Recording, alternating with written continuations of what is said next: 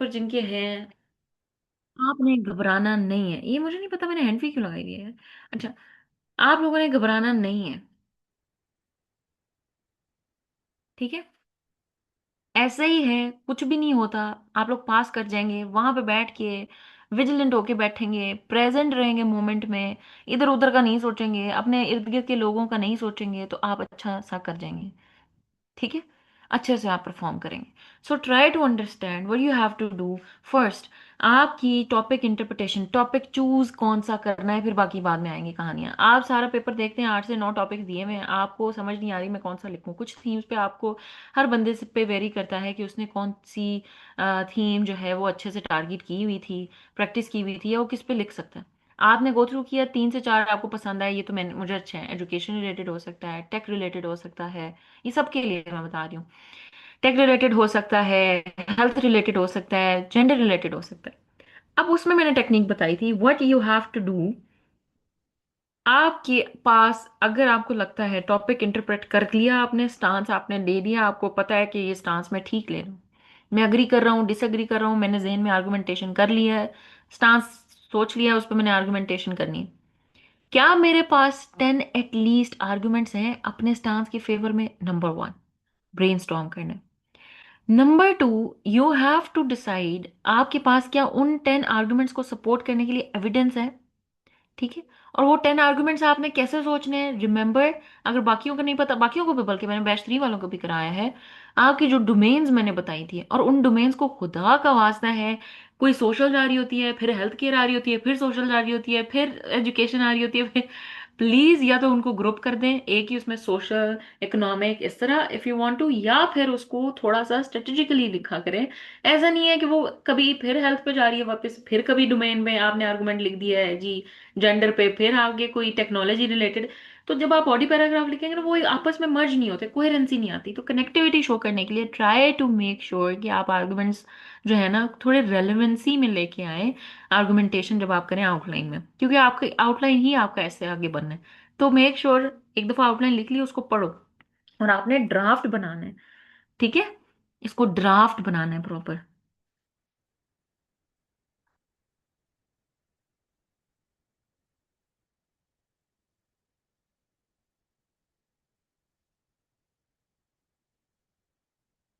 Okay जी, यहाँ तक कोई सवाल है तो प्लीज पूछें।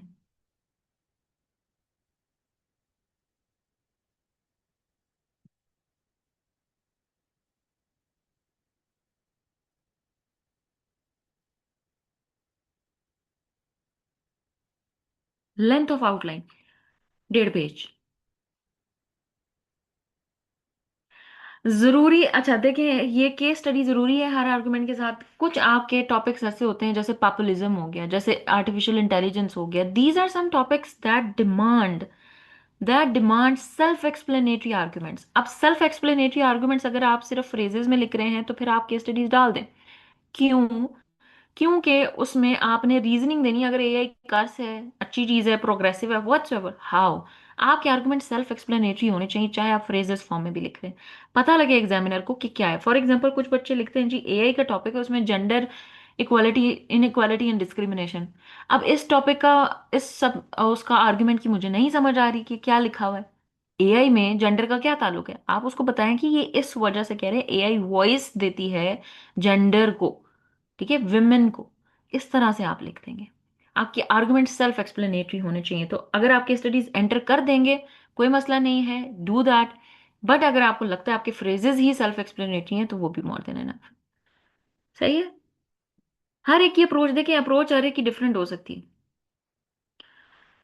गलत अप्रोच कोई नहीं होती, डिफरेंट हो सकती है। हमने वो तरीका चूज करना जो हमारे लिए आसान हो। सही हो क्या? आपने टॉपिक चूज कर लिया, आपने जहन में आर्गुमेंटेशन कर ली, ब्रेनस्टॉर्मिंग कर ली, आपने 1 घंटा आउटलाइन पे बना, लग जाता है, आराम से लग जाता है, पर उसको थोड़ा आपने मिनिमाइज करना। सही है।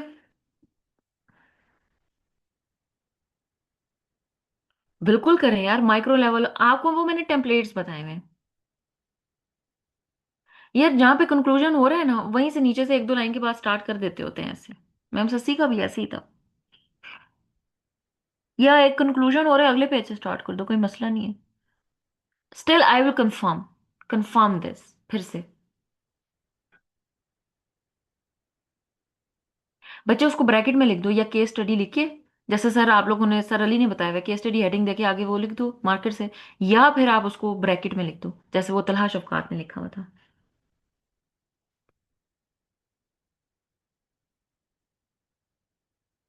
ठीक है।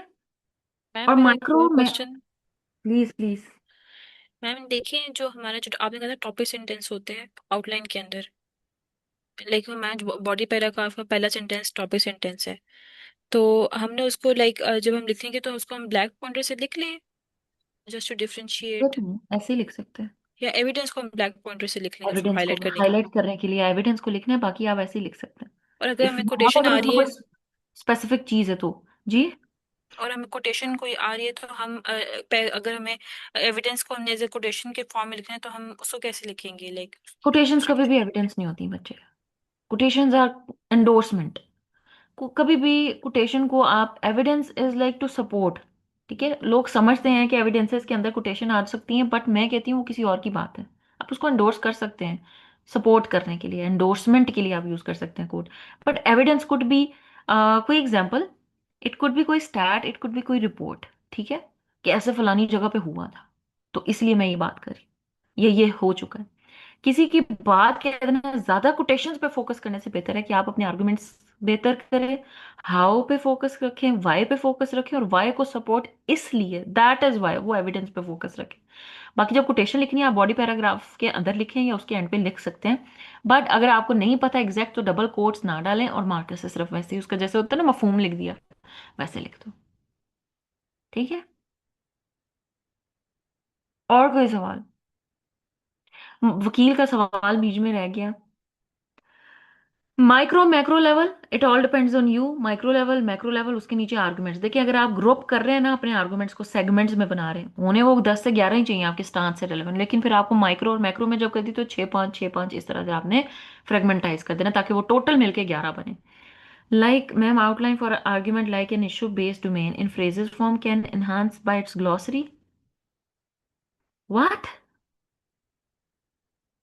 I couldn't understand, what did you से? मैम मैं बता दूं वो क्या कह रही हैं। हाँ प्लीज अब्दुल्ला, सॉरी मेरा दिमाग हाँ ऑफ है। मैम वो, no no no it's all okay, वो ये कहना चाह रहे हैं ना कि हर एक इशू का ना एक स्पेसिफिक ग्लॉसरी या वो कैप होता है।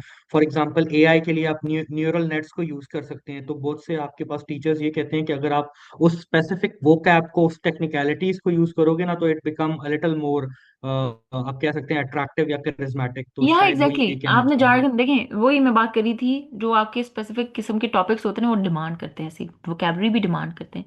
Yes, you can go, but उसमें कोशिश कीजिएगा इतनी फ्लावरी अंग्रेजी भी नहीं लिखनी, वो वहीं पे चिढ़ जाता है एग्जामिनर। उसको धौंस समझ ऐसा लगता है वो आप धौंस जमा रहे हैं उस पर, उसका माइंड सेट ऐसे। Stay simple yet impactful. Yes you can do. AI हो गया, पॉपुलिज्म हो गया, इस तरह की ये टेक्निकल जो टर्मिनोलॉजीज होती हैं। ठीक है। Yes you have to. ठीक है। इशू बेस्ड डोमेन, और मैंने कभी इन चीज़ों का इतना वो टेक्निकली मैंने सोचा ही नहीं। मैं टेक्निकल सोचती थी ना तो मैं रोना शुरू हो जाती थी कि ये क्या है। खैर एनीवेज, इसलिए मुझे ऐसे सवाल भी समझ नहीं आते। Please ma'am Iman. Ma'am outline जो है अब जो उसका स्ट्रक्चर है आउटलाइन का, तो हमने जो हमारे जो जो आर्ग्यूमेंट्स होंगे तो हमने उसको लाइक बुलेट फॉर्म में लिखना है, या फिर हम ABC या 1 2 3 करके लिख सकते हैं, या रोमन आपने सिखाया इट था। All depends on you, but you have to stay consistent. ठीक है। तो बीच में अगर हमारे पास दो मेन हेडिंग्स आ रही हैं तो हम उसको, अगर हम उसको हम बड़ा कैसे ए, समझ। छोटा ए बी सी, या वन बड़ा, फिर उसके नीचे बड़ा ए, फिर उसके नीचे छोटे ए बी सी, इस तरह लिख दो। ठीक है। रोमन वन, फिर उसके तो नीचे बड़ा ए, फिर उसके जो सब आर्ग्यूमेंट्स आ रहे हैं छोटे ए बी सी। ये मैं आपका जवाब दे रही हूँ जो आप पूछ रही हैं। दोबारा रिपीट कर दें। बड़ा रोमन, फॉर एग्जांपल आपके मेजर टॉपिक दो हैं आर्ग्यूमेंट्स, 1 और 2, उनको रोमन में, फिर उनके नीचे मेन हेडिंग्स हैं। ए जैसे micro level, micro level and macro level, उनको ए बी कैपिटल वाले, उनके नीचे सब आर्ग्यूमेंट्स आपके छोटे अल्फाबेट्स के साथ आएंगे। ठीक है। ठीक है मैम। ओके। हम कंक्लूजन की बात जरा कर लेते हैं यार। बाकी बच्चे भी लिख लें हाउ टू राइट कंक्लूजन, और आपको बॉडी पैराग्राफ्स में इनका मेरे ख्याल से बैच 3 का पता नहीं, मैंने कराया है नहीं, फिर भी मैं रिवाइज करा देती हूँ।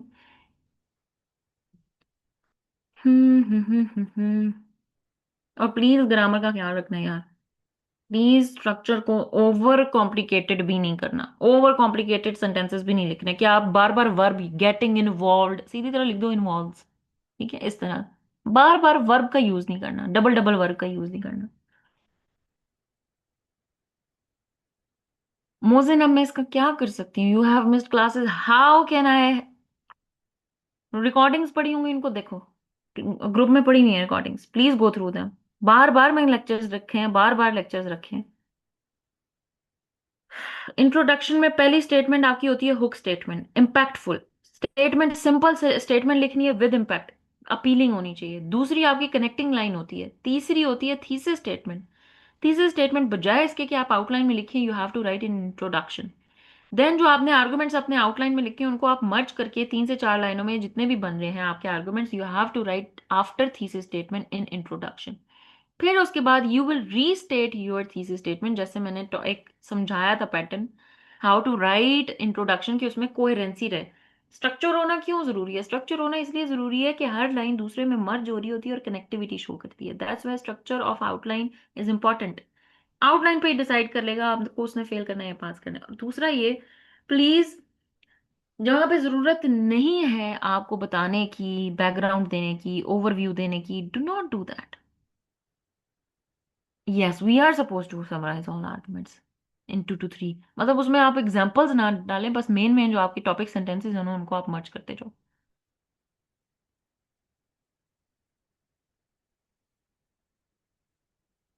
किसी के पास मैम ससी वाला वो पढ़ा है ऐसे? I will share in the group Haider, ma'am Sasi का जो ऐसे, ठीक है, उसमें आपको इंट्रोडक्शन बड़ा अच्छा समझ आएगा, वो बहुत अच्छा लिखा हुआ है। मतलब स्ट्रक्चर समझ आ रहा है कि आपने आउटलाइन में यही देखा, अच्छा अच्छा इसको ऐसे समराइज किया। अच्छा, फिर restatement of your thesis in another words.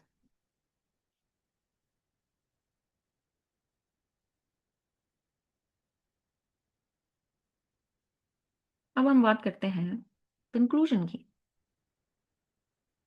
Conclusion में आप कैसे लिखते हैं? अक्सर बच्चे ना कंक्लूजन का इतना छोटा पैराग्राफ लिखते हैं और उसमें भी कंफ्यूज कंफ्यूज हो जाते हैं। आपको ये नहीं पता कि कंफ्यूज नहीं होना, conclusion basically sums up the whole discussion और पूरा क्लोजर प्रोवाइड करता है आपके ऐसे को। तो जो आपका मेन स्टांस या थीसिस है ना, उसको आपने रीट्रीट करना है और मेन पॉइंट्स को रिपीट करना है, लेकिन न्यू वर्ड्स में, ठीक है? क्यों? क्योंकि जो आपकी इम्प्लीकेशन है ना ऐसे की और कंक्लूजन की, जो आपने ड्रॉ किया वो फिर आपने डिस्कस करना है, तो पता लगेगा कि आपने बहुत अच्छा क्लोजर दिया है। बच्चे क्या करते हैं जी, उसमें रिकमेंडेशन देने बैठ जाते हैं। भाई क्यों रिकमेंडेशन? कि ऐसा ना हो तो, या क्या आपने पिछले अपने ऐसे में बात की है जो आप अभी बात कर रहे हैं? जब नहीं की तो फिर फजूल में आगे लिखने की क्या जरूरत है?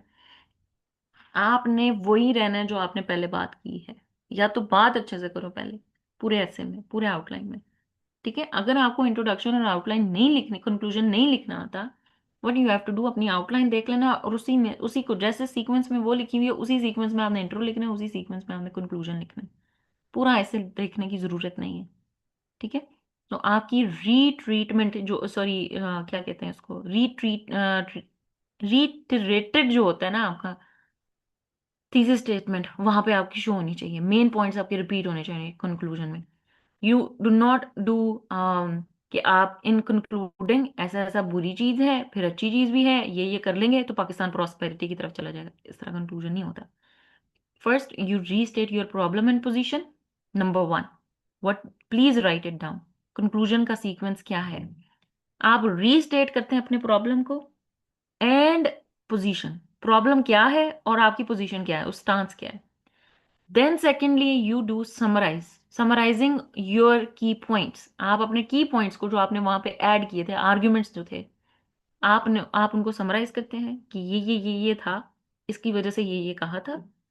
फिर आप कहते हैं, कंसीडर करते हैं broader significance of the topic, जिसमें कि what this arguments helps you conclude, ठीक है? आपको ये आर्गुमेंट किस चीज पे, किस नतीजे पे लेके आ रहा है।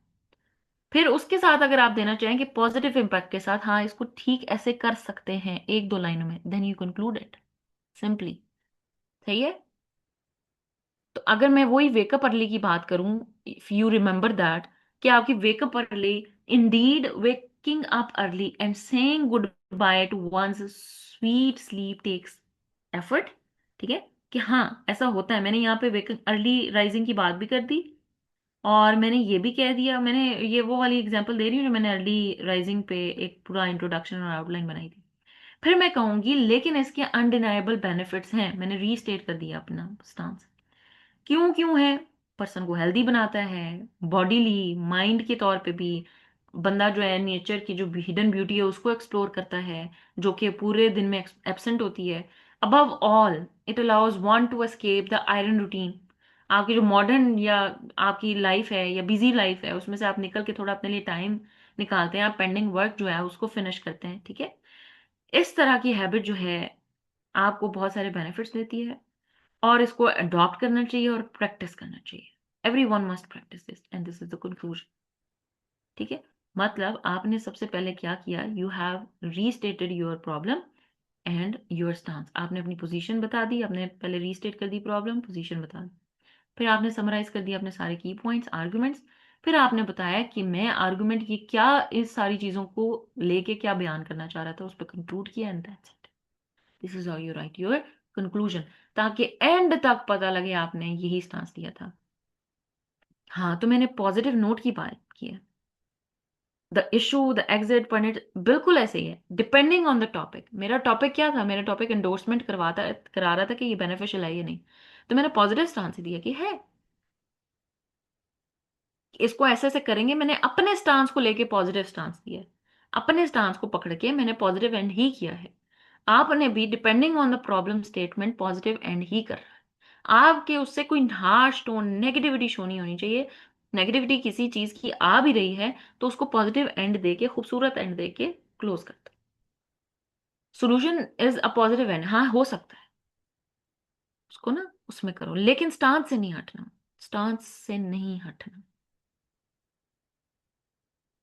Any one else, if you have questions please ask me. यहाँ पे आप लोगों को क्वेश्चंस एड्रेस करने के लिए।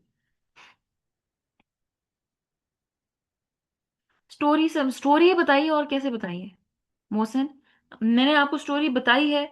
आप अपने पेयर्स जो है ना उनसे हेल्प लें। मैंने बहुत दफा क्वेश्चन जो है वो, ideal length of conclusion is 180 words, for introduction is 200 words, for body paragraph it is 100 word. बच्चे छोटे छोटे आर्ग्यूमेंट्स लिख के साथ इतनी बड़ी कोटेशन डाल देते हैं, मैं वहीं पे कांटा मार दूंगी। मैं हूँ एग्जामिनर, मैं तो वहीं पे गलत कर दूंगी। अकेडमी के सारे बच्चे फेल किए मैंने। मोहसिन की हेल्प कर दें यार प्लीज। आपने क्लासेस नहीं ली, उसमें मेरा क्या कसूर है?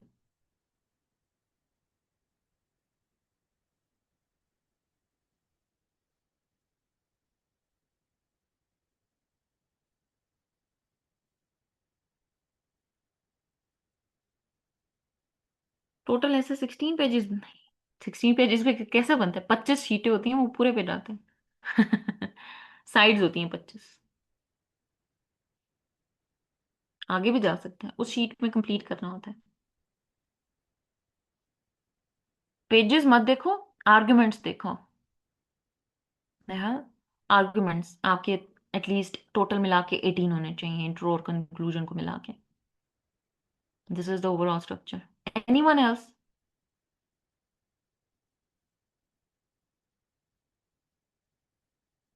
जल्दी पूछें, और आप लोगों ने प्लीज एक चीज ध्यान में रखिएगा, टॉपिक इंटरप्रेट सही से कीजिएगा, जहन में रख लीजिएगा। आर्गुमेंटेशन जो मैंने तरीका बताया है उसको जहन में रखेंगे ना, आसानी होगी। अगर आप वहीं पे बैठ के कंफ्यूज हो गए ना कि मैं इसको इंटरप्रेट कैसे करूं, गलत इंटरप्रेट करा है ना, पूरा ऐसे गलत हो जाए।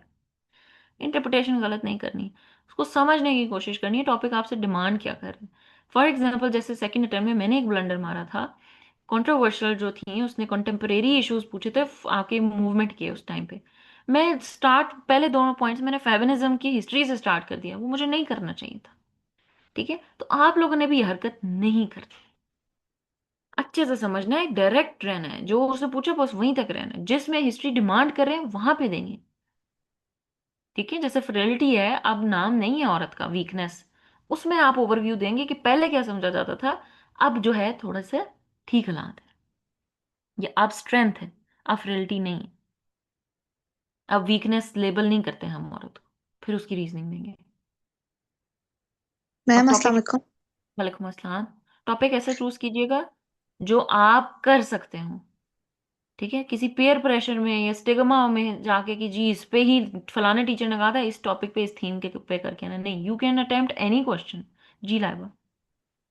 मैम हमने लास्ट अभी एक आउटलाइन ट्राई की थी पॉपुलिज्म वाली, द डेथ जी। Of rational politics yes yes. और वॉइस टू बी फॉरगॉटन।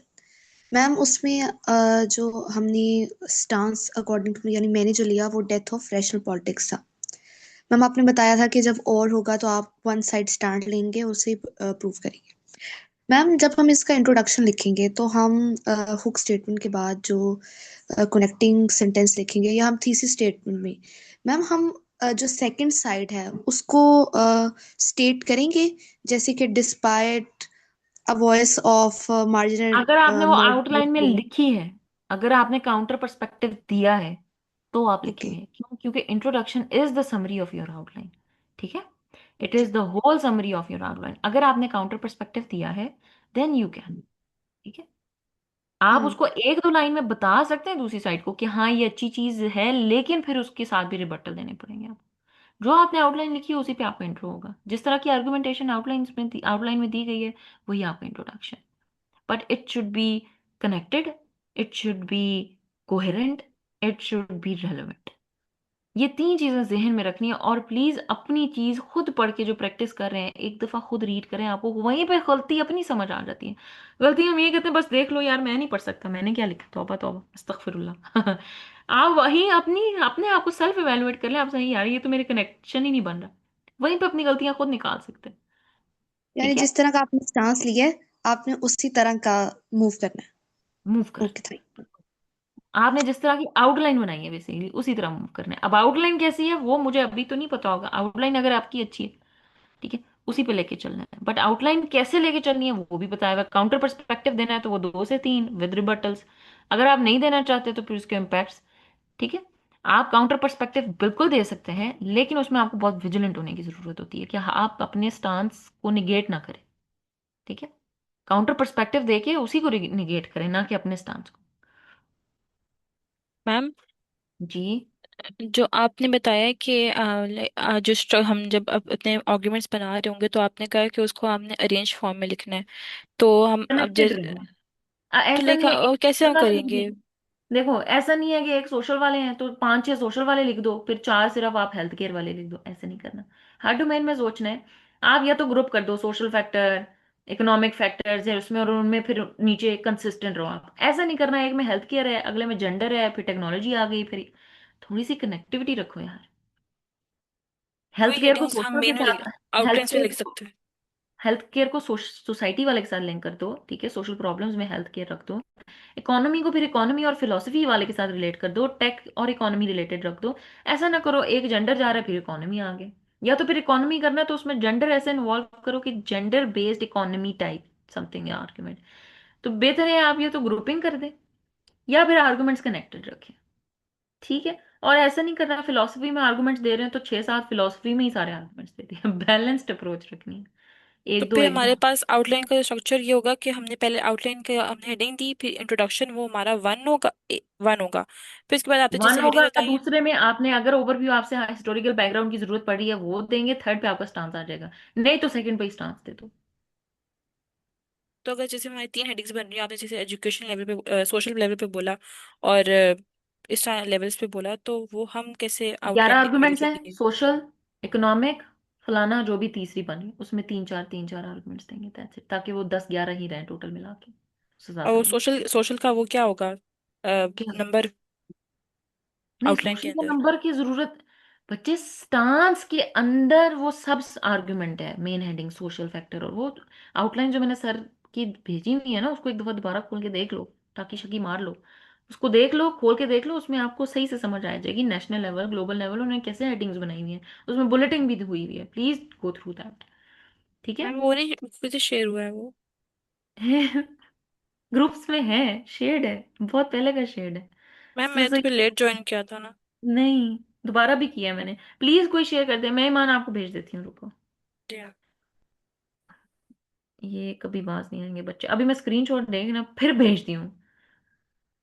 शुक्र है बैच 2 से जान छुड़े। पेपर खत्म हो जाएंगे। रुको मैं दोबारा भेजती हूँ, 1 मिनट।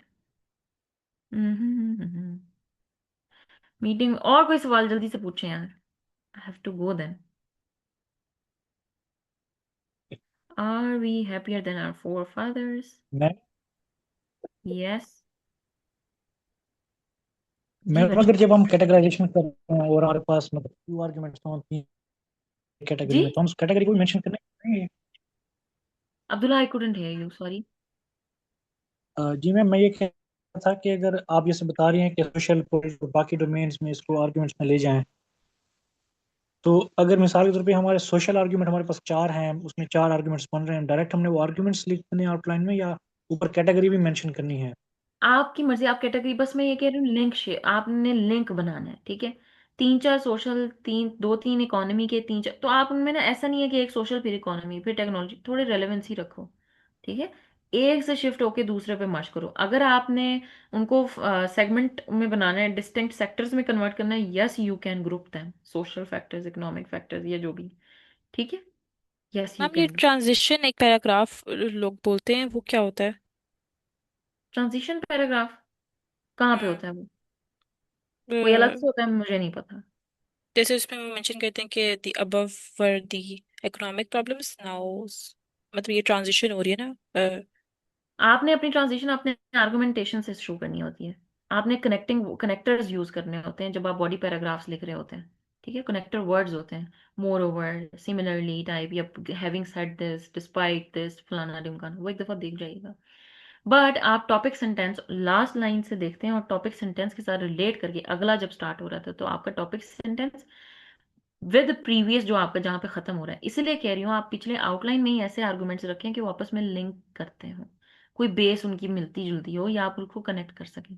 आपकी वर्डिंग ही बता देगी, आर्टिकुलेशन ही बता देगी कि अच्छा आपने कोहेरेंसी को तोड़ा नहीं है, ठीक है। ट्रांजिशन पैराग्राफ फलाना ढिमकाना, मुझे नहीं इतनी डिटेल पता, नहीं मैंने इसको इतना वो करने की वो की है। मैंने आर्टिकुलेशन और एक्सप्रेशन पे ज्यादा काम किया था, जाए इसके कि मैं टर्मिनोलॉजी सीखूं, आई डोंट नो। अलग से पैराग्राफ कोई होता है, मुझे नहीं पता। एनीवेज, अगर सर अली ने आप लोगों को बताया हो तो बेशक आप उसको देख लें, मुझे इतना नहीं पता। 1 सेकंड में आप लोगों को वो ढूंढ दूँ। मॉक मैंने, बैच 1।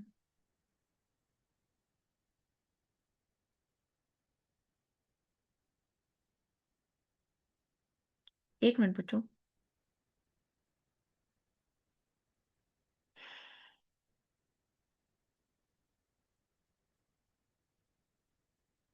ये देखिएगा, ये मिल गया। Are we happier than our forefathers? Yes, thank you Laiba, I got it. I am sending it in the groups.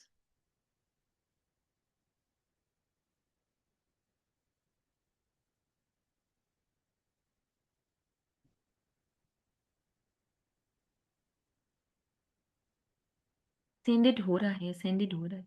और कोई सवाल जल्दी से पूछे, जल्दी।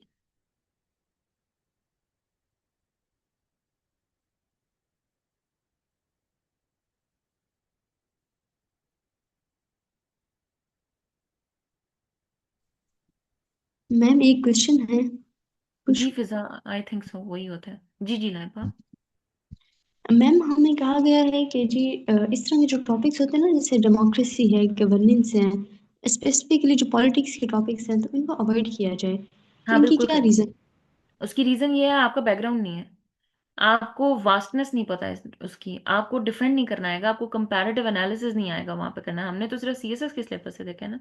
तो इकोनॉमी रिलेटेड हो गया, कश्मीर इशू हो गया, डेमोक्रेसी हो गया, ये बहुत वास्ट टॉपिक होते हैं। और आपको नहीं वहां पे समझ आएगी, आप कहाँ से अपने सांस देते देते डाइवर्ट हो जाएंगे। It's not only by the people to the people, क्योंकि डेमोक्रेसी कहीं पे आपके सिस्टम को प्रेसिडेंशियल सिस्टम सूट करता है, पाकिस्तानी निज़ाम को प्रेसिडेंशियल सिस्टम सूट करता है, to be very honest. But हम डेमोक्रेसी घुसा के जलील और कर रहे हैं, लेकिन हम यहाँ पे जो है ना, बिल्कुल वो नहीं कर पाएंगे, क्रिएट नहीं कर पाएंगे analysis, comparative analysis. So I never recommend, even people never recommend कि आप इस तरह के टॉपिक्स को चूज करें। Not even terrorism. Terrorism PhD करके आया था बाहर की यूनिवर्सिटी से एक लड़का, वो फेल हो गया था ऐसे में, टेररिज्म पे ही उसने वो किया था। So never do that. आपको नहीं पता आपने स्टांस क्लैरिटी कैसे देनी है, या आपने स्टैट्स कैसे लिखने हैं। हम ऐसे को सिर्फ समझते हैं कि जो हमने पढ़ा है उसमें घुसेड़ दो और एविडेंसेस दे दो, ये हुआ था, कोटेशंस डाल दो, ऐसे हो जाता है। ऐसे नहीं होता। आपने वकालत करनी है अपने ऐसे में। आपने टिल योर कंक्लूजन, आपने पूरे वकील की तरह लड़ना होता है। मेरा स्टांस यही है, चाहे आर्गुमेंटेशन कुछ भी मैं कर रही हूँ, किसी भी एंगल से करूँ, स्टांस मेरा यही है। ठीक है। सो इसलिए अवॉइड दैट। वुमेन पे लिख लो, टेक्नोलॉजी पे लिख लो, आप क्लाइमेट चेंज पे लिख लो, आप वाटर क्राइसिस लाजमी, प्लीज एनर्जी क्राइसिस में वाटर स्कार्सिटी इंपॉर्टेंट है, बहुत इंपॉर्टेंट है, डू दैट। आए ना आए मुझे नहीं पता, but it is very important. ठीक है। और भी मैंने जो मॉक शेयर किया हुआ है आप लोगों के साथ, मॉक टू बच्चों आप लोगों के साथ किया मैंने, बैच टू वालों के साथ जो पेयर हो रहे हैं,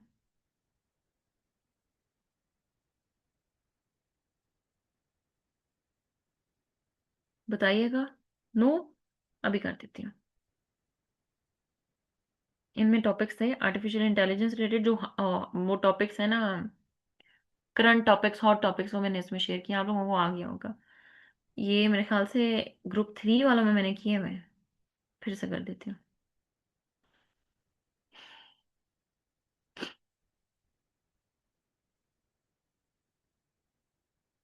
यार मैं आपको एक बात बताऊं, हमारे सर कहते थे कोई भी टॉपिक अच्छा बुरा नहीं होता नॉर्मली। एब्स्ट्रैक्ट जो है ना, मैं कहती हूँ ज्यादा आसान है लिखना, उसमें डिफेंड करना, आपके पास रियल लाइफ एग्जांपल्स हो जाती हैं, आप ऑब्जर्व करते हैं चीज़ों को। लेकिन हमारा फोकस ये होता है कि हमने वो 11 सब्जेक्ट्स आपके टेक्निकल सब्जेक्ट्स पढ़े होते हैं, उसमें से मटेरियल हमारा इकट्ठा हो रहता है बाकी टेक्निकल टॉपिक्स के लिए। ठीक है। तो आप लाजमी करें, क्यों नहीं करना। मैं तो आपको मॉक जो है, मॉक 1 इन बच्चों को दिया था। ये स्टेटमेंट मेरी ऐसी थी कि वो एब्स्ट्रैक्ट लगती थी, लेकिन असल में वो टेक्निकल होता था। ऐसा ही था नहल एंड ईमान, जो बैच 2 वाले हैं बच्चे। वकील आप लोगों को मैंने पहला इसी तरह दिया हुआ है, वो विजडम वाला, तो वो लगते हैं एब्स्ट्रैक्ट ही हैं। यस। प्लीज। आप लोग, are we happier than our forefathers, इसमें क्या, इसमें दिखने में एब्स्ट्रैक्ट लग रहा है, क्या हम खुश हैं। लग रहा है स्टेटमेंट है, एब्स्ट्रैक्ट है, इसमें ख्यालात हमने करने हैं, क्या हम खुश हैं, हमारी हैप्पीनेस की बात हो रही है। आर्ग्यूमेंट्स कैसे दिए हुए हैं सर ने इसमें, आप जंगों के पर्सपेक्टिव से भी सोच रहे हैं, आप इकोनॉमी की पर्सपेक्टिव से सोच रहे हैं, आपकी खवातीन अब पहले से एम्पावर्ड है, आप हर एंगल से सोच रहे हैं। तो फिर एब्स्ट्रैक्ट रहा कोई। लाइबा आई थिंक आपने लेक्चर मिस किया, या पता नहीं, जिसमें मैंने आर्गुमेंटेशन बनाना नहीं, आपने लिया था, आपके लिए रखवाया था पहले मैंने, कि आर्गुमेंट्स जिसमें बनाने होते हैं हर एंगल में, हर डोमेन में। तो आप बेशक एब्स्ट्रैक्ट टॉपिक हो या कुछ भी हो, अगर आपकी आर्गुमेंटेशन स्ट्रांग है, आपको आर्गुमेंट बनाना आ गया किस डोमेन में कैसे बनाने, तो कोई मुश्किल नहीं रहता कोई भी टॉपिक। यस ना, 8 to 9 टॉपिक्स भी हमने किए थे। ये इनकी भी बारी आएगी बैच 3 वालों की। वकील शर्म की बात है, बैच 2 से हो। 8 9 मुझे याद आ गया, 8 9 टॉपिक्स हमने करवाए थे, जो उस पे हमने क्लास में बैठ के उनको एनालिसिस किया था। ये मुझे कहीं पे मिल जाए सही, ये 2 3 लड़के हैं, इनको मैं पूछूं। और वो एक नबील है, नबील है हमारे बैच 2 में, उसने 1 2 क्लासेस ली हैं, वो स्टेटस लगा रहा होता है अपने कि मैं बड़ी टॉप चीज हूँ, पता नहीं वो कहाँ है। हाँ आई नो वकील।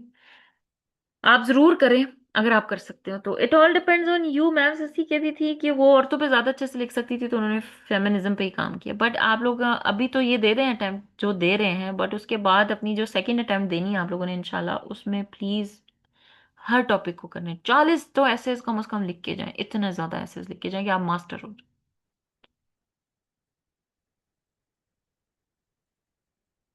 यस। हर उसमें आप आर्गुमेंटेशन करते हैं हर टॉपिक में, चाहे वो एब्स्ट्रैक्ट हो, चाहे वो डिस्क्रिप्टिव हो, चाहे वो कुछ भी हो। Abdullah, Haider, do you have any question? दूसरा अब्दुल्ला।